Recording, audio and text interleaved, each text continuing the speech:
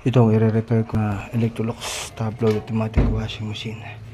Yan, so ang problem niya kapag spin dryer, kumakalabog siya. Yan, so may problem talaga. Yan, hindi siya dapat ganyan ka-bouncy. Yan, dapat lumalaban yung suspension niya.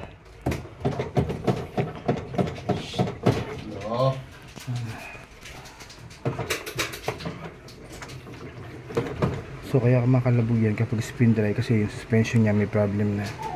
Ayan, sobra na siyang bouncy. Kaya kapag spin dry yan, kumakalabog na ganyan. And then babalik siyang magkarga ng water. Kasi babalik siyang mag-rinse para mai-arrange niya yung damit.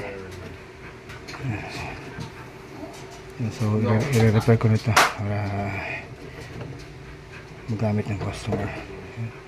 So marami akong nagagawang ganitong problem na hindi nagawa ng ibang technician. Yan, dahil wala silang makuhang piyesa niyan, pero ako kabisado ko yan.